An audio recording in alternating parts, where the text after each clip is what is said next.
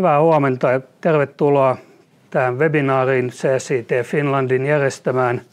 Meillä on mukana tässä yhteistyössä järjestelyissä ollut PointSharp, Yubico ja Infinigate.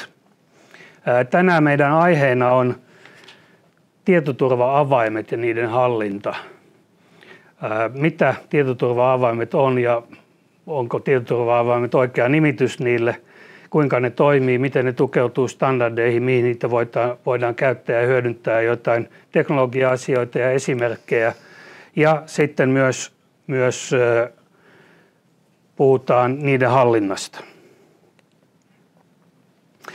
Eli tässä on meidän aiheet lyhyesti tietoturva-avaimista ja niiden teknologioista. Meillä ensin puhuu Kimmo Pohjoisaho Infinigateilta.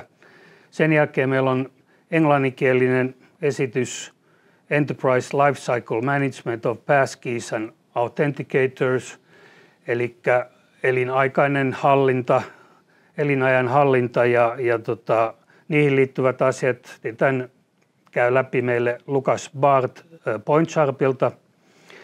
Sen jälkeen kysymyksiä ja vastauksia ja yhteenvetoja, eli siinä on mukana Kimmo, Lukas ja CSIT Finlandilta Peik Åström.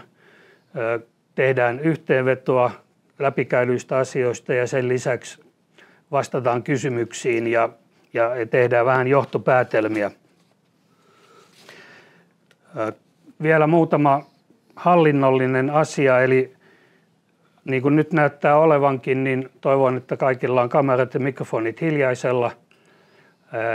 Ainoastaan esittäjillä silloin, kun Lukas tulee, niin Lukas jakaa omaa kameransa ja näyttöään. Kysymyksiä voidaan koko ajan jättää. Ja nyt jos on joitakin, jotka eivät ole käyttäneet Google Meetsiä työkaluna, niin siellä alapalkin oikeassa reunassa on semmoinen 9 pisteen kuvio, jossa on Meeting Tools. Kun sitä painatte, niin silloin saatte valikon, jossa on polls, eli kysymykset. Me tehdään muutamia kysymyksiä, joihin pyydetään teiltä vastauksia, mutta siellä on myös Q&A.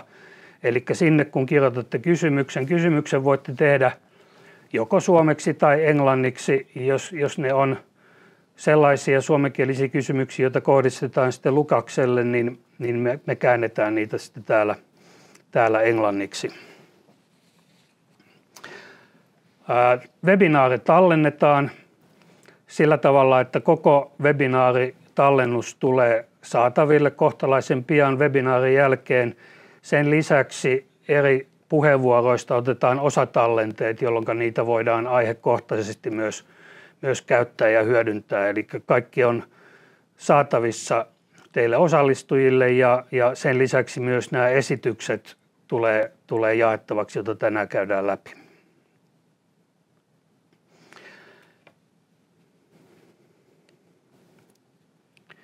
Mutta aloitetaan varsinainen ohjelma, eli nyt pyydän kohta sisään Kimmon, mutta me aloitetaan pollikysymyksellä, eli kysymyksellä, en tiedä onko tuo polli nyt ihan oikein, se on jotenkin juurtunut suomen kielessäkin, näissä webinaareissa käytetään pollia, mutta laitetaan kysymys, jonka mä nyt julkaisin, eli kun menette sinne Meeting Toolsiin ja Polseihin, niin voitte siellä vastata.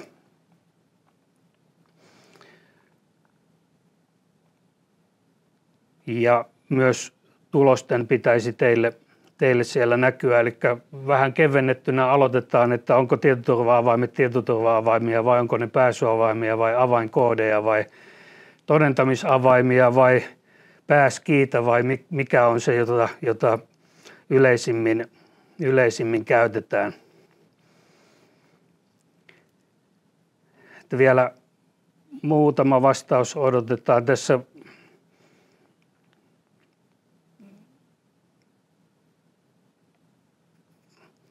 Täällä on näköjään Microsoft-käyttäjiäkin, eli olen ymmärtänyt, että todentamisavain on Microsoftin käyttöön ottama nimi passkeystä.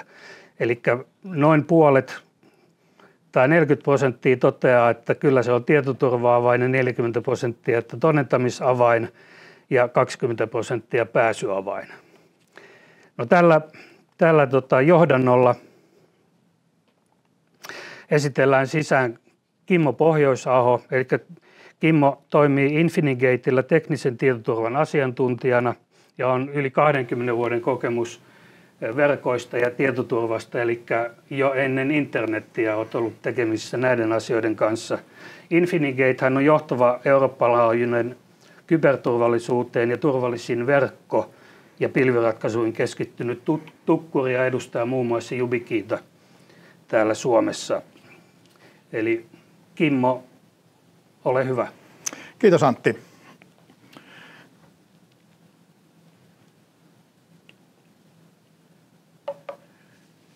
Joo, eli tänään olisi tosiaan tarkoitus mennä läpi vähän YubiKeytä ja mitä se tekee ja miksi me tarvitaan YubiKeytä ja vahvaa autentikointia tänä päivänä paljon enemmän kuin oikeastaan ikinä tarvittu.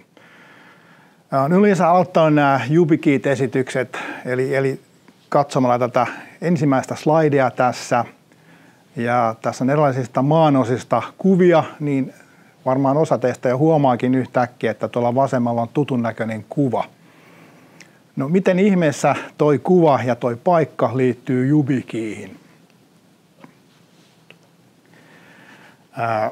1748 Ehrensvärd oli suunnittelemassa Suomen linnaa.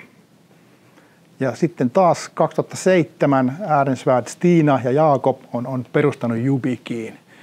Eli tässä suvussa on jo käyty aika pitkään tällaista turvallisuusasiaa läpi. Ja melkein voisi sanoa, että tietyllä tapaa YubiKey on pieni pala Suomeakin tuossa mukana. Eli erittäin mielenkiintoinen tuonne pieni noppijuttu. Nyt kun mennään tähän tietoturvapuoleen, niin on paljon niin kuin mietitty, että ennen varsinkin, kun Antti tuossa mainitsi, että mullakin on taustaa aika pitkältä ajalta tietoturvassa. Olen tehnyt palomuureja, VPN:ää ja myös vahvaa autentikointia tässä melkein 20 vuotta. Niin silloin hyvinä aikoina niin me enemmän ehkä mietittiin sitä vanhaa verkkoa siellä sisäverkossa. Eli meillä oli endpointteja, palvelimia, käyttäjiä, palvelimia, printtereitä, palomuureja. Niin kyllä tietysti nekin on erittäin tärkeitä, mutta nyt ollaan huomattu tässä viimeisien vuosien aikana, että tuo tunnistus on yksi isoimpia ongelmia tällä hetkellä. Eli olette varmaan itsekin huomannut, että teillä on paljon hybridiä, paljon pilvipalveluja. Sen lisäksi, että teillä on tuo vanha on-prem-verkko. Ja meillä on noita tunnuksia ja kirjautumisia erilaisiin järjestelmiin, jotka ei ole oikeastaan enää meidän hallussa. Eli ne on siellä jossain pilvipalveluissa. Ja nyt näitä tunnuksia on niin älyttömän paljon ja riittää oikeastaan, että hakkeri pääsee yhteen paikkaan kiinni, niin sieltä pahimmassa tapauksessa pääsee vuotamaan aika moneen paikkaan. Eli puhutaan tässä nyt, että tämä uusi tietoturvapanostus täytyisi laittaa nimenomaan tuonne tunnistuspuolelle. Eli että me saadaan kirjautumiset ihan varmasti niin kuin phishing-resistantiksi. Niin kuin Antti tuossa mainitsi tosiaan, niin on ollut todella kauan mukana tässä vahvassa autentikoinnissa ja yleensä tietoturvapuolella. Ja muistan tuossa ihan 10-15 vuotta, melkein vähän enemmänkin, ne on tehnyt ensimmäisiä vahvaa autentikointeja. Ja ne oli silloin yleensä ratkaistu sertifikaateilla. Ja sertit on oikeastaan tällä hetkelläkin erittäin hyvä tapa tehdä autentikointia. Siinä on vaan ehkä ongelmana se, että se on vähän työläs. Ja siinä on sitten omia niin kuin, pikkuongelmia, ehkä enemmän tämän hallittavuuteen. Itse sertifikaatti-autentikointi on yksi parhaimmista autentikointitavoista. Ja varmaan Luukas sitten tässä hänen esityksessään kertoo pikkusen tarkemmin, että miten sitä hallintaa voi tehdä paremmin. Nyt kumminkin ollaan huomattu tässä viime vuosien aikana, että nämä perinteiset RSA-tokenit, one-time password-laskimet, onko ne sitten softapohjaisia puhelimessa tai jotain kannettavia avainperässä olevia laskemia tai sormenjälkiä, juttuja, niin ne vähän vuotaa tällä hetkellä.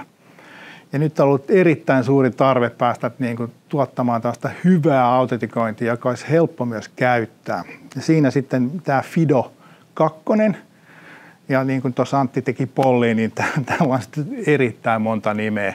Ja muistakaan, mitä kaikki sen tuossa mainitsit, mutta itse käytän sitä nyt Passkey-nimeä, joka tuntuu olevan nyt se niin kuin de facto standardi, mitä myös nämä isot yritykset Microsoftista lähtien alkaa käyttämään. Nämä suomalaiset nimet on yleensä aika pitkiä, että yleensä vähän yritän unohtaa ne tuosta pois. Eli niin kuin varmaan olette kaikki ymmärtäneet ja varmaan osa teistä on tehnytkin jo aika paljon tämän työn eteen, että meillä on niin kuin tämä vahva autentikointi alkaa olemaan niin kuin ihan must. Eli sellaista tilannetta ei saa enää syntyä, että me käytettäisiin ihan tunnussalasanaa ja jotain vähän vanhempaa vahvaa autentikointia, koska NIS 2 tulee vaikuttamaan erittäin isosti tähän hommaan. Ja teistäkin varmaan osa on joutunut jo niin suunnittelemaan omat verkkonsa ja tietoturvansa tämän NIS 2 takia vähän niin uusiksi. Ja sitten meillä on nämä 3 isoa yritystä, Microsoft, Google, AWS, Amazon, jotka oikeastaan vähän pakottaa nyt meidät käyttämään ja siirtymään ja oikeastaan niin kuin pakottaa käyttämään nyt vahvaa autentikointia. Ja nimenomaan siirtää sitä niin sieltä vanhoista autentikointimetodeista tuohon vähän uudempaan Passkeyhin. Ja tämä nyt on, eli mä voisin ottaa minkälaisen kalvon vaan, mulla oli muutamia muitakin kalvoja, mutta ajattelen, että tämä on ehkä selvin näistä. Eli kalastukset, phishing, niin ne on ylivoimaisesti isoin tapa hyökätä tällä hetkellä yrityksiin. Eli tätä tapahtuu koko ajan. Ja vaikka tämä nyt on jenkkikalvo tai jenkkikuva, niin mä tuossa kopioin suomalaisista lehdistä. Ihan toi viimeisin on tuossa alhaalla on toi tämän viikon, oliko se 9.9. eli pari viikkoa sitten, oli Traficcomin iso hälytys taas siitä, että Microsoftin 365-tilejä on taas hakkeroitu hyvällä vauhdilla täällä Suomessakin. Ja avatti ihan minkä vaan päivälehden, niin mä oon aika varma, että siellä on jonkinlainen ilmoitus jostain. Joku yritys, kaupunki, kunta, whatever, niin ne on taas murtauduttu.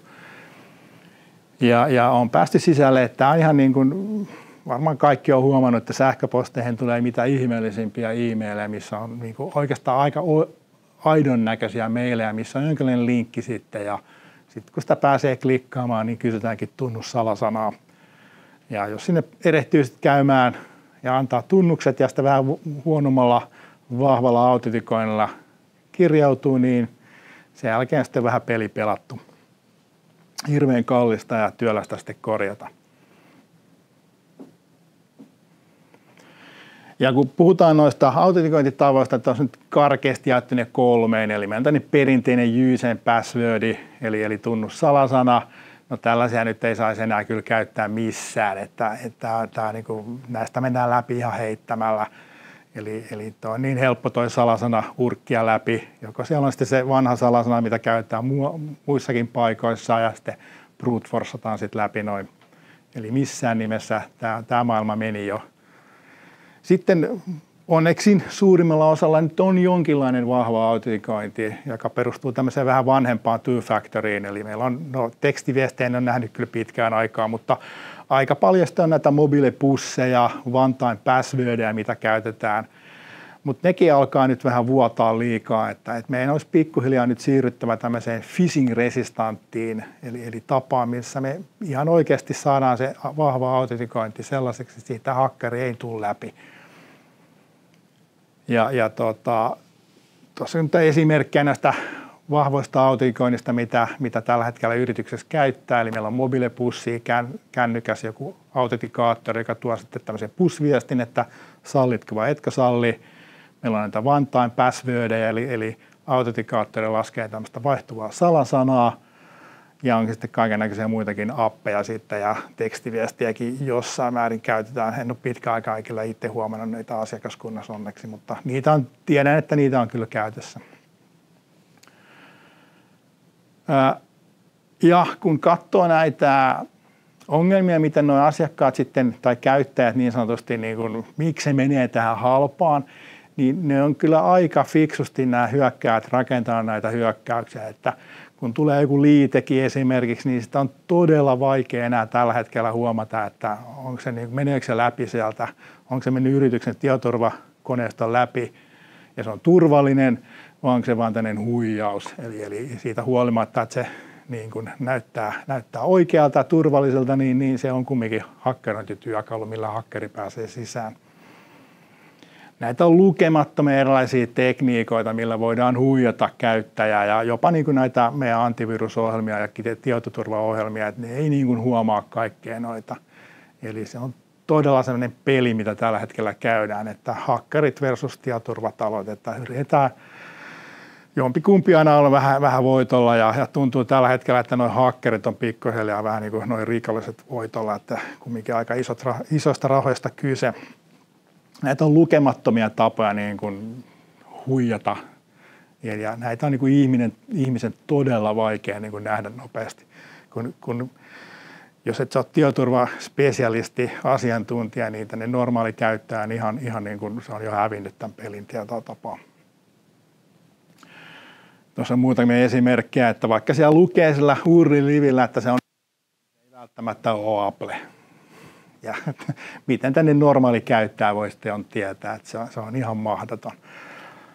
Ja kun me sitten päästään tällaisiin ja käyttäjät niin kuin eksyy tämmöisille sivuille, eihän ne sinne tahallaan mene, ne yleensä vahingossa klikkaa jotain linkkiä niin, ja antaa sitten tunnuksia, salasanoja, niin siinä ne sitten menee. Että tämä on sellainen peli, missä kannattaisi olla pikkusen enemmän aseita, että me päästään niin kuin vähän voitolle.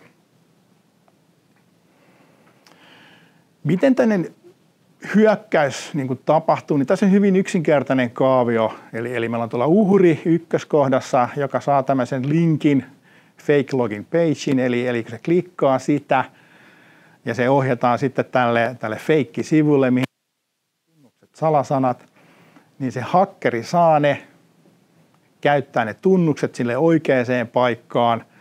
Ja nyt kun se oikea paikka sitten lähettää sille käyttäjälle, sille uhrille sen one time password-kyselyn tai pussiviestin, jolloin se uhri niin sanotusti hyväksyy sen hyökkääjän sinne sisälle.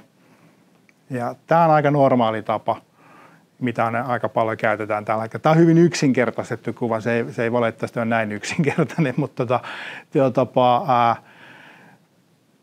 tässä tapauksessa niin uhri itse niin kuin hyväksyy sen hyökkääjän sinne sisälle sinne itse kohteeseen ja sen jälkeen se menetetään se tili. Se on sitten sen jälkeen niin kuin tämän hyökkääjän rikollisen omaisuutta. Oikeasti nämä hyökkäykset on pikkusen monimutkaisempia, että se ei nyt ihan näin helposti mene. Siellä on yleensä jotain proxy-palvelmia välissä, että sekä se uhri että hyökkääjä menee sinne oikealle sivulle, mutta tämä hyökkääjä saa kumminkin sitten tiettyjen tekniikoiden avulla kiinni ja saa selville nämä tunnukset sinne paikkaan. Sen jälkeen se menetetään se tili. Nyt sitten, miten tämmöinen uusi tekniikka, phishing-resistantti, esimerkiksi yksi esimerkki tämä FIDO 2, mistä puhun tänään, Passkey toiselta nimeltään, ja nyt ei muista kaikkea suomalaisia nimiä enää tuossa, niin siinä tapauksessa, jos tämä sama hyökkäys toteutetaan, niin se ei enää onnistukaan, koska se FIDO Passkey on talletettu tuonne ykköskohtaan tuon käyttäjän YubiKeylle, tai sitten jos se on Passkey, niin se voidaan myös tallettaa sen käyttäjän autentikaattoriin puhelimeen. Ja se toimii vaan ja ainoastaan sinne oikealle sivulle. Et se ei toimi mihinkään feikkisivulle ja myöskään se hyökkääjä ei saa mitään informaatiota, koska tämä toimii tässä kryptoavaimella. Että vaikka me annettaisiin se avain tuolle hyökkääjälle, niin se ei pysty tekemään sillä yhtään mitään. Eli tietotapaa sen takia puhutaan tämmöistä phishing-resistanteista, eli ne ei niin kuin, vaikka nyt käyttäjä erehtyy surffaamaan tämmöiselle feikkisivulle, niin se ei mene läpi se hyökkäys sieltä. Sen takia kutsutaan phishing-resistantiksi. Ja ehkä yksi tärkeimpiä kalvoja, vaikka vähän boring niin sanotusti, niin tietotapaa me ollaan aika pitkään jo käytetty tunnussalasana ja ollaan aika pitkään käytetty kaikennäköisiä erilaisia vanhoja autentikointitapoja, tekstiviestiä, mobiilepushia, one time passwordia. Tuossa on välissä tämmöinen vähän vanhempi FIDO U2F-protokolla, jota Google käytti ihan muutama viikko sitten vielä, niin nyt hekin ovat siirtyneet tuosta tähän FIDO 2. Eli tärkeintä olisi, että nyt suunniteltaisiin toi autentikointi niin, että me päästäisiin tosiaan rakentamaan nämä autentikoinnit vähän paremmin. Ja tässä esimerkiksi on Microsoftin ihan oma niin kuin ehdotus siitä, että phishing resistant MFA on vain ja ainoastaan noin FIDO 2 passkey-avaimet, Windows Hello for Business ja sertifikaatit. Kaikki muu ei ole phishing resistanttia, eli heavy suositus Microsoftilta käyttää jotain noita 3. Ja sitten päästään noihin passkeyhin. Ja ehkä 3 tärkeintä ideaa noista passkeyistä ja YubiKeystä on se, että se ei ole mikään salasana, mitä me tallennetaan tuonne YubiKeylle, vaan se on tämmöinen kryptausavain, eli sitä ei voi niinku arvailla. Ja jokaisella palvelulla, jokaisella verkkosivustolla ja sovelluksella on oma passkey, että ei ole niinku yhtä passkeytä, joka toimii useampaan paikkaan, vaan jokaiseen paikkaan rakennetaan oma tai konfiguroidaan. Ja niin kuin sanoin, niin vaikka sä antaisit sen passkey niin kuin kaverille hakkerille, niin se ei oikeastaan voi tehdä sillä mitään, koska ne kaikki muu ei sitten täsmää siellä. Eli passkey on tällä hetkellä nyt ehkä ylivoimaisesti turvallisen autentikointi tässä.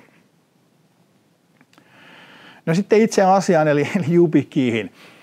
Eli mä oon aika varma, että osa teistä jo käyttääkin tai on nähnyt, miten YubiKey toimii. Eli tämä on tämmöinen tikku USB-porttiin työnnettävä A- tai C-portti. Ja siinä ei mitään ajureita, ei tarvitse asentaa, se käyttää suoraan työaseman niin kuin keyboard-ajuria tietotapaa.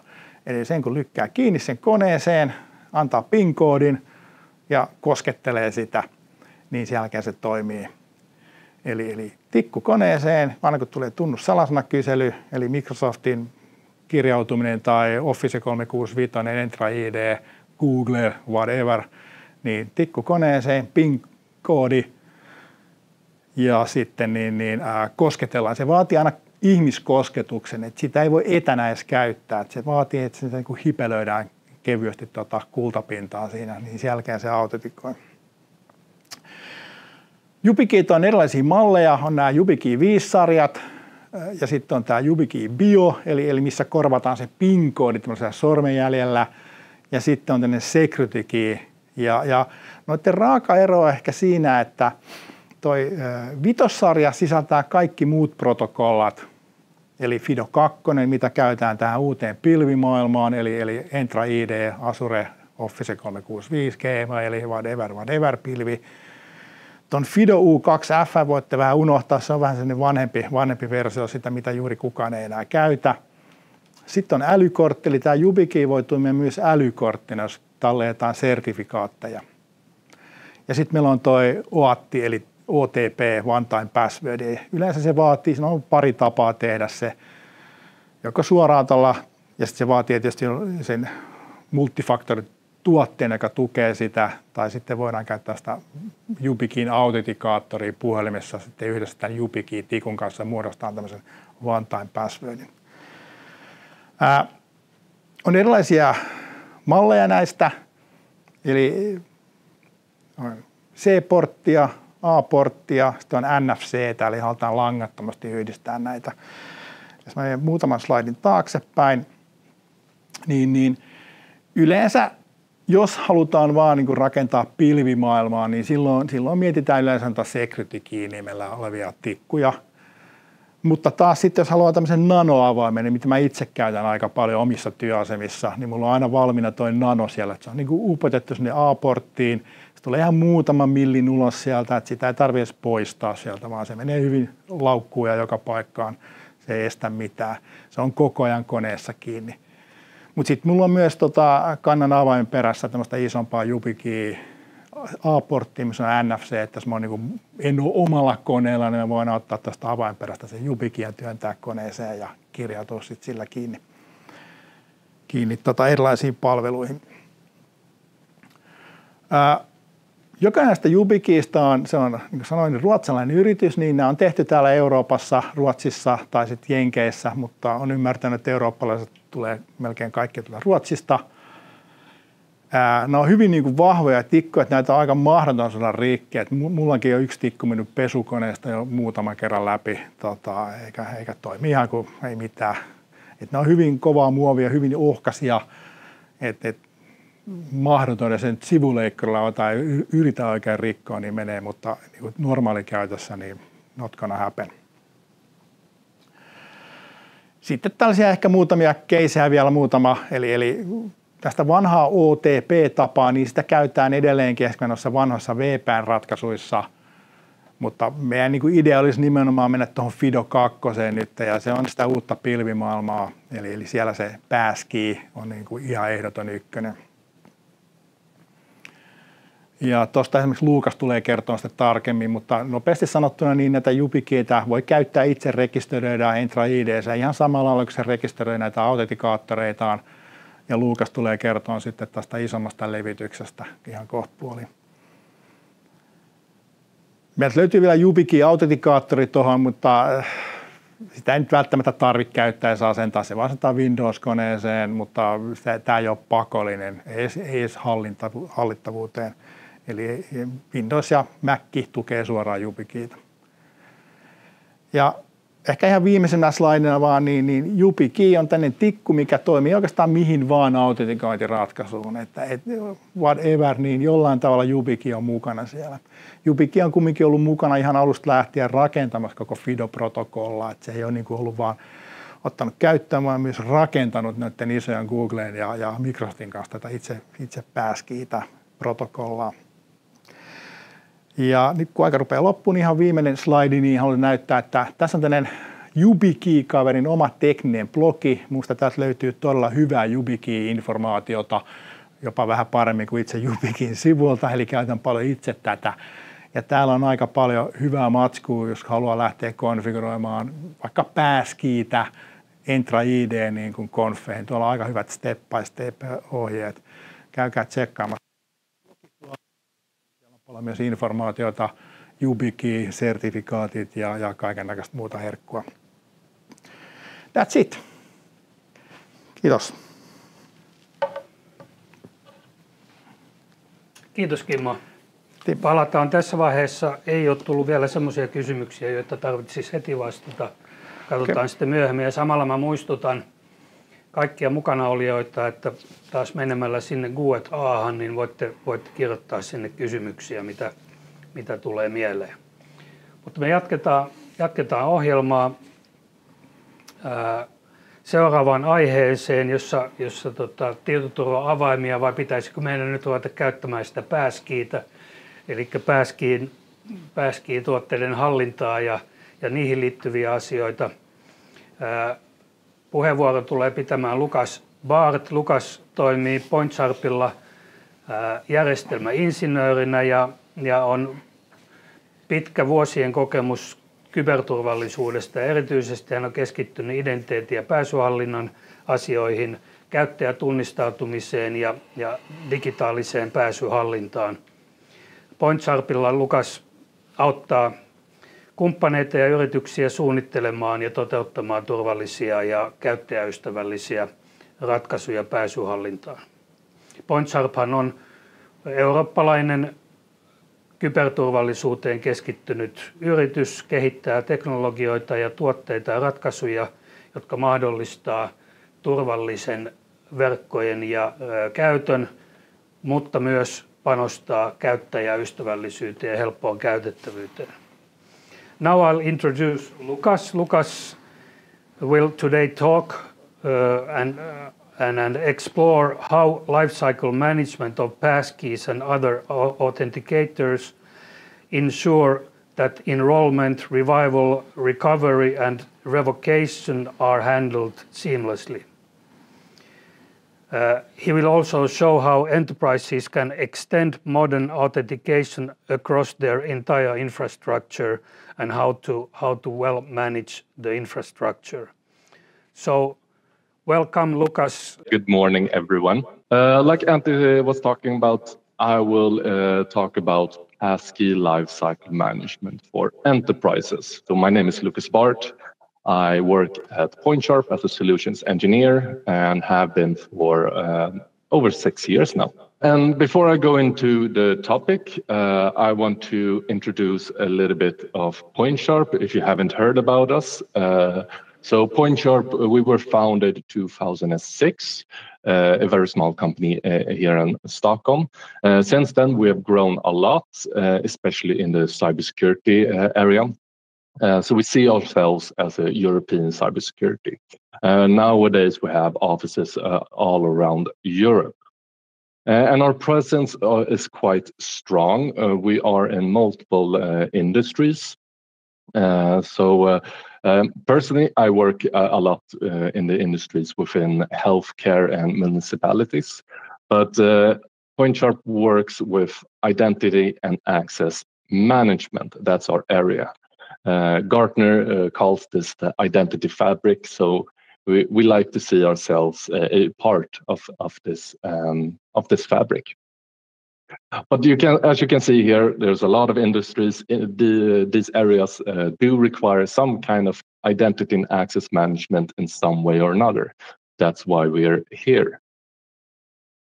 So that's the background of PointSharp. That's all I'm going to talk about today. Back to the topic. So the topic is passkey lifecycle management for enterprises. And that has to derive from somewhere. Why do we talk about passkeys? Why is that so important? Well, it's because we all agree that passwords is from the past. It's broken. It's nothing we want to use anymore, and we have to part ways. I know this is old news, but bear with me because it remains a big problem. Because it's still the biggest reasons behind many of the IT breaches that's happening in the world, often caused by weak passwords or stolen passwords. Oftentimes, or what research already shows us is that the password 123456 remains as the #1 used password in the world. Oftentimes, people also use the same password in their private life and in their work life. And that means that if a service in their private life is compromised, your organization's IT infrastructure is compromised as well. So we all know this is a problem, and it's then linked to a lot of costs, and it's also very inconvenient to use passwords. You often talk about password fatigue, where you have to renew your passwords every other month or something similar. So we are tired of passwords. So that's why we talk about passkeys, or rather passwordless. And what is passwordless? The solution? Well, first off, it says it in the name. It is no passwords. It's quite obvious, but it also combines often with some kind of stronger authentication. It doesn't have to be, but oftentimes when you talk about passwordless, it is some kind of stronger authentication method. And then, contrary to popular belief, oftentimes people don't like using some kind of passwordless, like some kind of multi-factor authentication, because they don't have good user experience. I would argue that that's not the case if you implement it correctly. You have great user experience with passwordless if it's well put in your environment. However, that doesn't mean that it doesn't come with any challenges, because there are. And when I say passwordless, it doesn't mean that it's one thing. It is not one technology.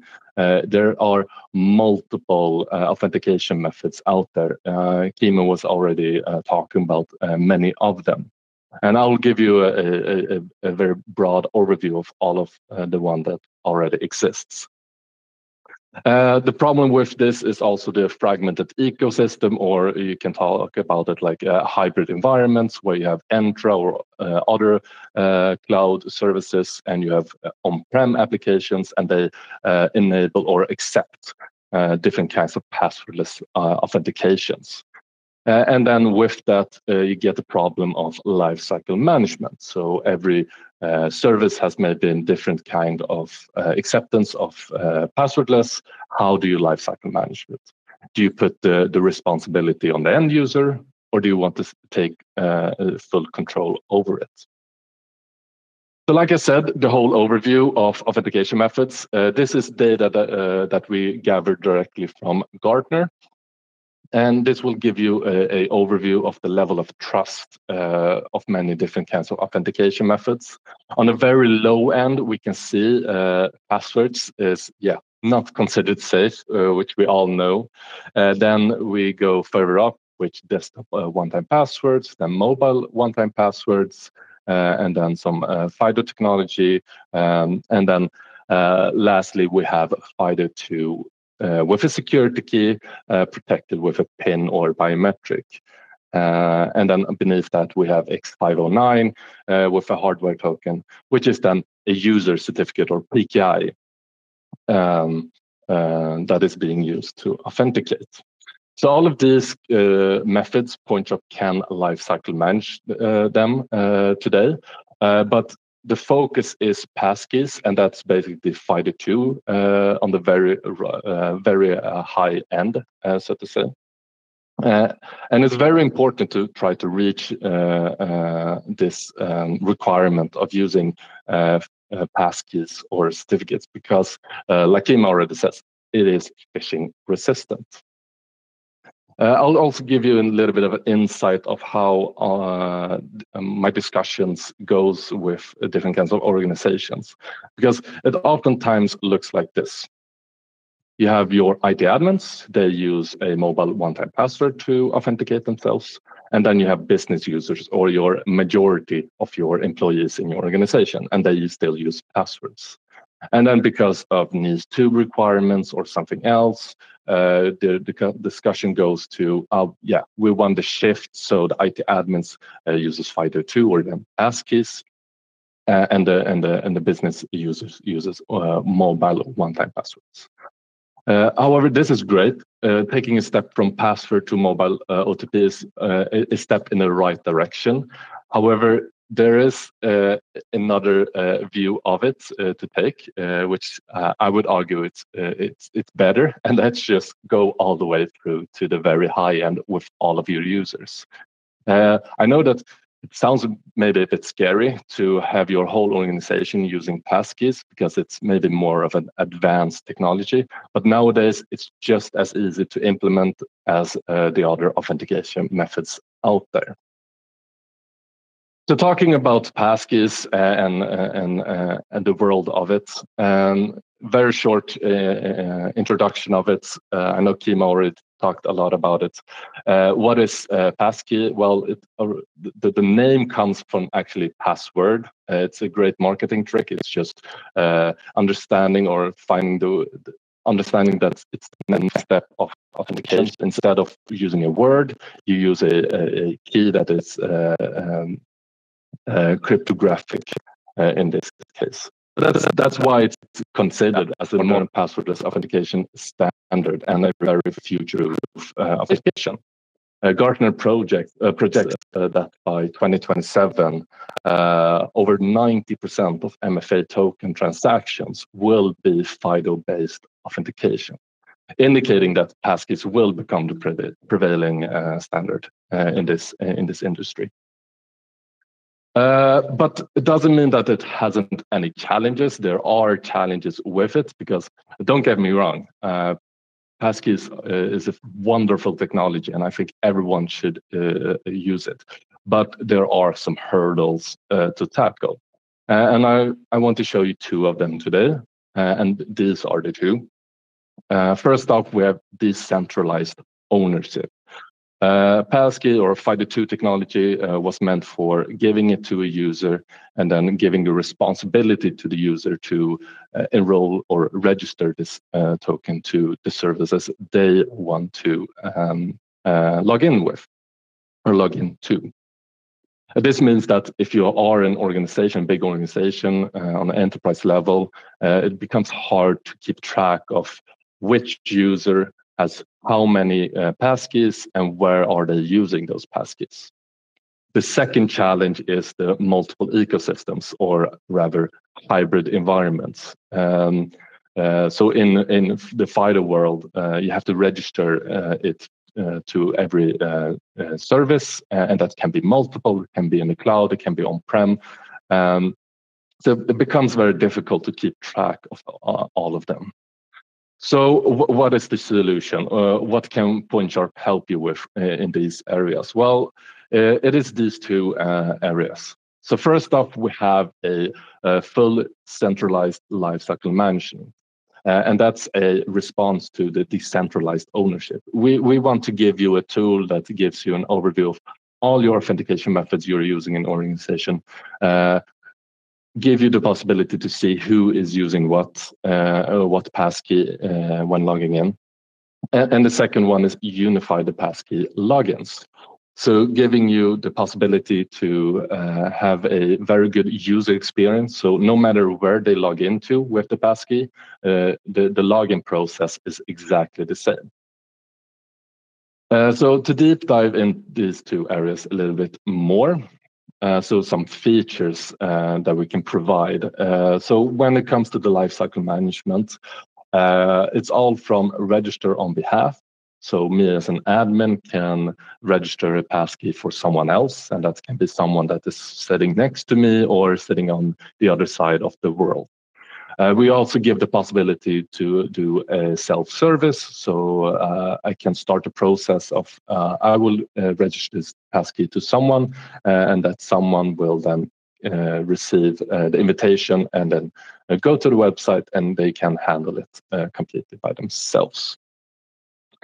This gives also the possibility of course, controlling all your passkeys in your environment. So that means revocation and recovery control.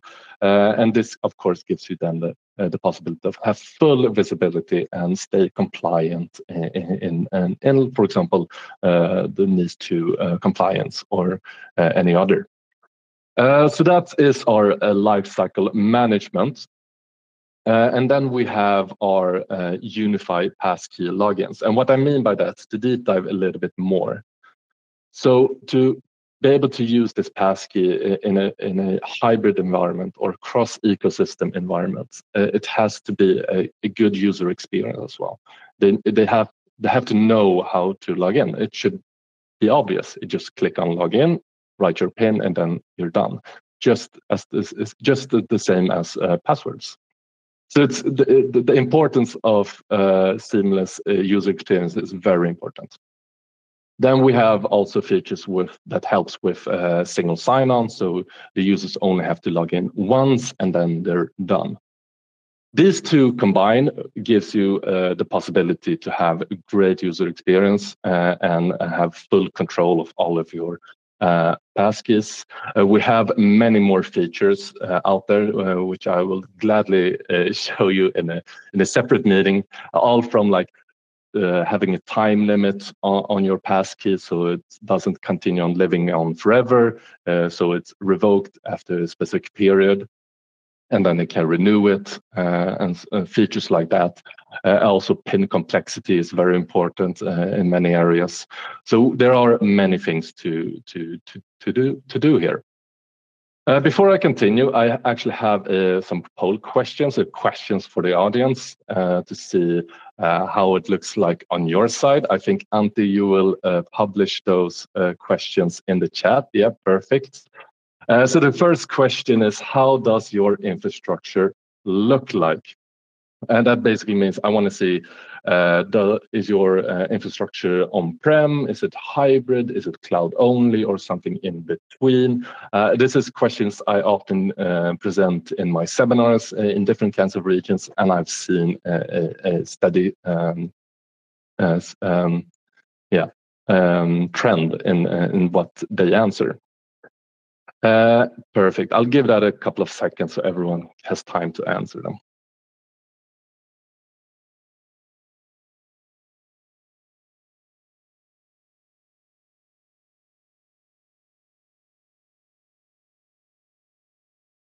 Oh, now I see it's the other way around. So this one was, it's in Finnish, but yeah, okay. Now I see both answers. Perfect.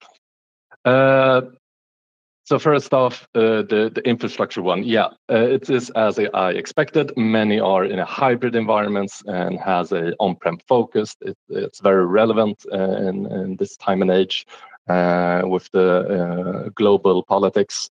And that means that you do have some applications in the cloud and on-prem. So you want to have a passkey that's able to log in into both of those areas.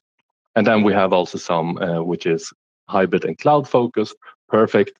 Same applies to you. And then we have the other question, which is which of the following best describes organization's current status with passkeys? Now the answer isn't finished, but I'll do my best to translate it. So it's interesting to see that many haven't started the journey yet, and that's well, it is great to hear that you are thinking about it now because you're joining the session. So I'll gladly help you to take the next step on where to start, what to think about. At the end, I'll also give you how to say it, a document where you can do a checklist of what to think about before implementing it.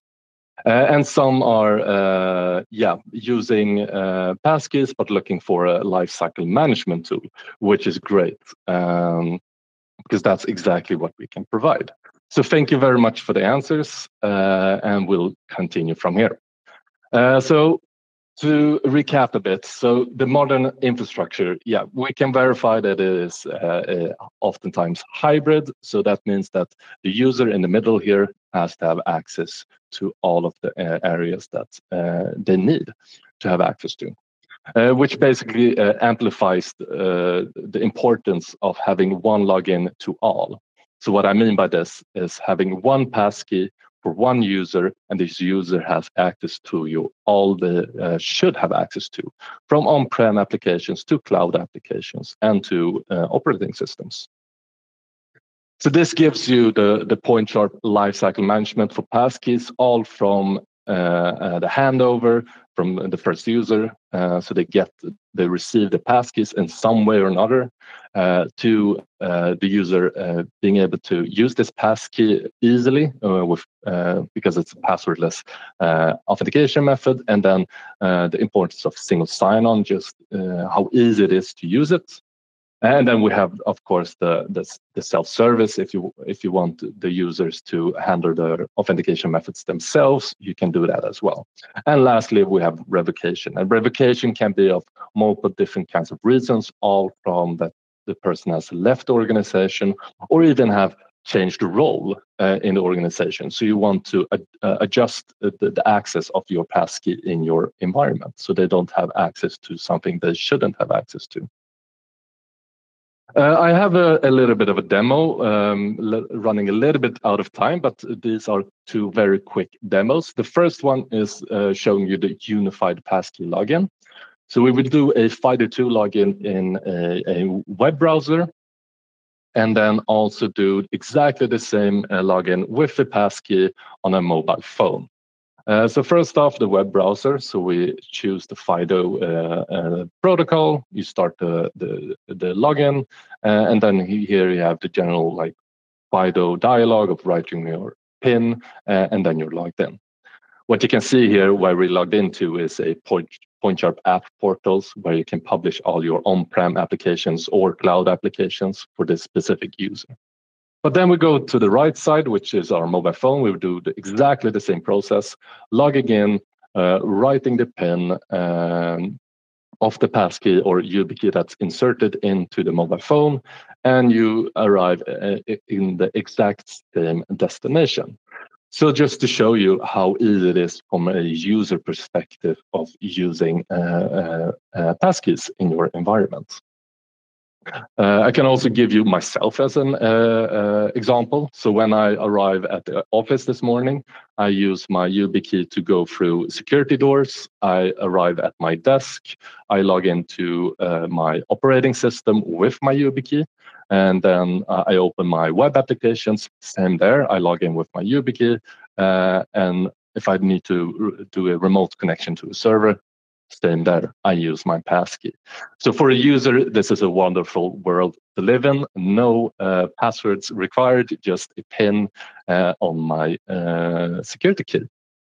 Then the second demo is about the enrollment phase. In this case, it's very specific of passkey enrollment on behalf. So as an admin, I will do enrollment for another user, specifically in a user that uses Entra. So to begin this, we give the key a name, and then we click on register in our portal. Same here, you get that FIDO dialog of writing your PIN and then touching the YubiKey to show your presence, and then you're done. The FIDO key or the passkey is registered.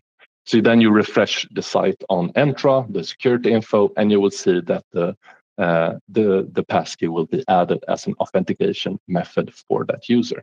So the user can have that passkey now and just log in and do their daily work. So yeah, that is the demos. And to recap a bit, what I want you to remember from this webinar is 3 things.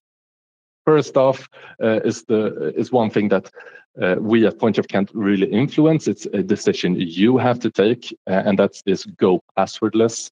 I hope you have seen the importance of taking this step. Secondly, this is where PointShop really can help you and see the importance of it, and that is simplify logins, helping you to have a great user experience so your employees won't complain of using some kind of multi-factor authentication. It should be easy for them. And lastly, we have what we can help with is central management. Having one management system for all of your authentication methods, all of your passkey in your organization. Perfect. So like I promised, here is the checklist. You can scan the QR code here. That will redirect you to our PointShop website. You can also go to the PointShop website and you will find the checklist. And here you can just, this is a checklist of making sure that you're prepared to take the step of using passkey in your environment. Perfect. That was all. So thank you very much for listening. If you have any questions later on, when you have been sleeping on the idea of using passkeys, please reach out to me or someone in our team, and we can deep dive a little bit further. Thank you very much. Thanks, Lucas. Please keep your video and mic on, and I'll invite Kimmo and Peik to the stand for answering the questions and making conclusions. So Kimmo ja Peik, tervetuloa. Ja Peik Åström on CSIT Finlandin toimitusjohtaja perustaja. Peikin tausta on tekninen alkujaan tietoturvan ympärillä ja nykyisin Peik keskittyy pitkälti liiketoiminnan ja asiakasympäristöjen kanssa toimimiseen kaupallisesti. Meillä on yksi kysymys täällä. This one is in Finnish, Lucas. Voiko YubiKeytä käyttää DVV-ammattikortin varmenteena ja onko tästä olemassa käyttötapauksia Suomessa? Nopea vastaus on joo, kyllä pystyy, mutta mä ehkä joudun vähän tsekkaamaan, jos mä saan sen kysymyksen tuosta mukaan. Että jos on ihan normaali sertifikaatti, niin ei pitäisi olla mitään ongelmaa. Hyvä. Palataan tähän tarkemmalla vastauksella vielä palautteissa jälkikäteen. Muita kysymyksiä ei vielä ole tullut, eli jos teillä kuulijoilla on kysymys mielessä, niin kirjoittakaa tuonne Q&A-osuuteen, niin me pystytään sieltä ne ottamaan. Mutta noin muuten, niin ensin Peik, minkälainen loppuyhteenveto, kun kuulit Lukaksen ja Kimmon tarinat ja mietit asiakasympäristöjä, niin mikä tulee mieleen? No, ehkä se tulee mieleen, että kyllä nyt on aika, jos ei ole lähtenyt vielä tälle polulle implementoimaan näitä turvallisia teknologioita, niin nyt olisi kyllä aika viimeistään. Kyllähän sen lehdistä jo näkee, että nyt on nyt olisi kyllä syytä tehdä jo jotain. Mites Kimmo? Komppaan ihan täysin, että kyllä se vahva autentikointi on se ensimmäinen, mitä täytyy laittaa päälle. Että jos sen mokaa, niin oikeastaan millään muulla tietoturva-asetuksella ei ole mitään väliä. Eli vahva autentikointi kuntoon, niin sen jälkeen on paljon helpompi tehdä kaikki muut. No, se on, onneksi sitä nyt tehdään aika paljon ja näiden tilaisuuksien yksi juttu on nimenomaan saada sitä informaatiota tuonne yrityksiin, että tämä on yllättävän helppoa homma. Mistä kannattaa aloittaa? Ja, on kuitenkin on laaja ympäristö ja paljon järjestelmiä. Kyllä se on, mutta esimerkiksi yhteydessä teihin ja sitten te olette taas yhteydessä esimerkiksi PointSharpiin meihin ja me voidaan sitten löytää se oikea ratkaisu, koska autentikoinnissa on ehkä se kans ongelma, että on niin kuin tämä vanha maailma, pilvimaailma ja ne ei oikein kohtaa siellä tietoaltapaa. Siellä on niin kuin useita erilaisia protokolleja, mitä joutuu ehkä käyttämään vielä hybridimaailmassa, mutta ei tämä nyt mitään niin kuin rakettitiedettä ole. Kyllä tämä nyt sillä tavalla saadaan kaikki turvalliseksi. Ja käyttäjillä on kuitenkin erilaisia tarpeita myös niin kuin turvallisuusnäkökulmasta tai käytön näkökulmasta. Niin. Kyllä. Ehkä mä tuohon tuli mieleen lisätä vielä, että esimerkiksi tämä ratkaisu nyt, josta Luukas kertoi, niin me pystytään toteuttamaan sillä nopeita testiasennuksia. Se ei ole niin kuin mikään massiivinen juttu tehdä siitä esimerkiksi tällainen pokki. Se on pari tuntia työtä, otetaan vaikka Luukas mukaan ja toteutetaan se, niin musta tuntuu, että se on esimerkiksi hyvä tapa jollekin rajatulle pienelle porukalle niin kuin testimielessä. Just näin. Sorry Lucas, this was all Finnish, but since you have a Finnish girlfriend, you probably listen fluently. Exactly. We'll say that. Yeah, but you had 3 points at the end for conclusion. Do you have anything else on your mind? How to start the fast way, or what should people do? So something I now realized that I forgot to mention. So if you already have some kind of authentication methods, like for example DVD cards or PKI, you can of course like onboard them to the new management solution if you want to do that as well. At the same time you want to start using passkeys, you can combine those two if that's required in the organization. So yeah. Yes, very good point. That was also part of the answer of a question that was set earlier. Perfect. So I do understand. Yeah. Hyvä. Kiitos herroille Kimmo, Peik. Thanks Lukas. Ja tosiaan niin tästä webinaarista tulee tallenne saatavaksi ja myöskin nämä esitykset tulee saatavaksi. Eli katsokaa sähköpostia, teille tulee viestejä, josta pääsette sitten materiaaleja lataamaan itsellenne. Ja toki tietysti niin myös kaikki yhteydenotot jälkikäteen vastataan mielellään kysymyksiä. Niin kuin Peik tässä totesi, niin hyvä tapa aloittaa on pienellä testiympäristöllä ja sillä tavalla pystytään määrittelemään, että mikä on hyvä tavoite sitten jatkolla. Kiitos kaikille. Kiitos, että olitte mukana. Toivottavasti pystyttiin auttamaan teitä jossain määrin tässä asiassa. Kiitos. Kiitos. Thank you.